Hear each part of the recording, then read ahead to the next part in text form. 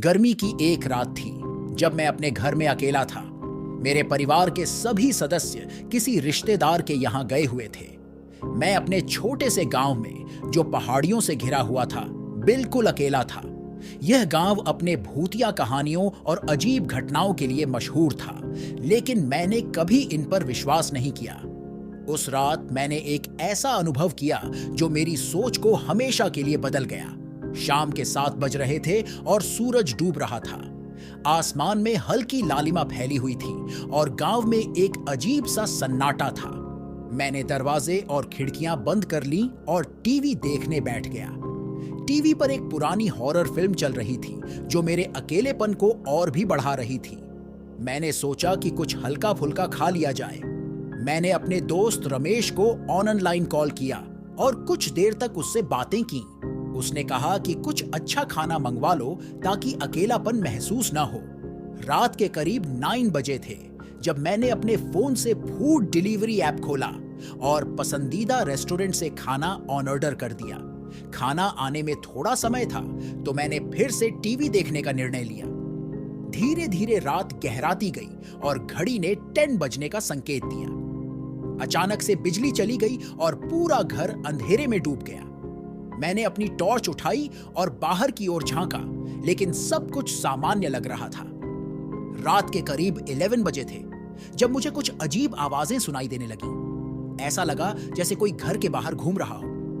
मैंने इसे अनसुना किया और सोने की कोशिश की, लेकिन जैसे जैसे समय बीतता गया, आवाजें और भी तेज होती गईं। मैंने उठकर बाहर झांका, लेकिन कुछ दिखाई नहीं दिया। घर के चारों ओर अंधेरा और सन्नाटा था। मैं बिस्तर पर वापस आया और लाइट बंद कर दी। जैसे ही मैंने आंखें बंद की, मुझे लगा कि कमरे में कोई और भी है। मैंने धीरे से आंखें खोली और देखा कि कमरे के कोने में एक छाया खड़ी है। मेरा दिल तेजी से धड़कने लगा और पसीने से तरबतर हो गया। मैंने उठकर लाइट ऑन की, लेकिन वहां कोई नहीं था। यह सोचकर कि शायद मेरी आंखों का धोखा था, मैंने फिर से लाइट बंद कर दी। अब हर चीज अजीब होने लगी थी। लाइट अपने आप जलने और बुझने लगी। दरवाजा अपने आप खुला और बंद हो रहा था। मुझे समझ में नहीं आ रहा था कि यह सब क्या हो रहा है। अचानक से मुझे महसूस हुआ कि कोई मेरे बिस्तर के पास खड़ा है।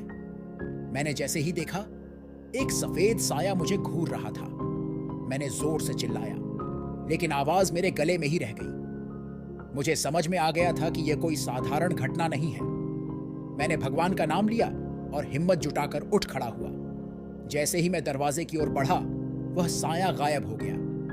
मैं बाहर भागा और देखा कि घर के चारों ओर धुंध फैली हुई है। अचानक से मुझे अपने नाम की आवाज सुनाई दी। मैंने पीछे मुड़कर देखा तो मुझे अपने दादा की परछाई दिखाई दी, जो सालों पहले गुजर चुके थे। दादा की आत्मा ने मुझे चेतावनी दी कि इस घर में कुछ अशुभ शक्तियां हैं जो हमें नुकसान पहुंचा सकती हैं। उन्होंने मुझे बताया कि इस घर में एक प्राचीन आत्मा बसी हुई है जो शांति चाहती है। मुझे यह समझ नहीं आ रहा था कि अब क्या करूं।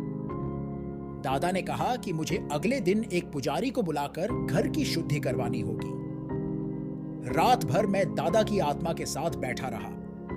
उन्होंने मुझे समझाया कि डरने की जरूरत नहीं है और यह आत्मा सिर्फ शांति चाहती है। सुबह होते ही मैंने गांव के सबसे पुराने और ज्ञानी पुजारी को बुलाया। पुजारी ने घर की शुद्धि की और आत्मा को शांति दिलाने के लिए हवन किया। उस रात के बाद से मेरे घर में कभी कोई अजीब घटना नहीं हुई। मैंने उस भूतिया अनुभव से यह सीखा कि आत्माओं का भी सम्मान करना चाहिए और उन्हें शांति दिलाने के लिए प्रयास करना चाहिए।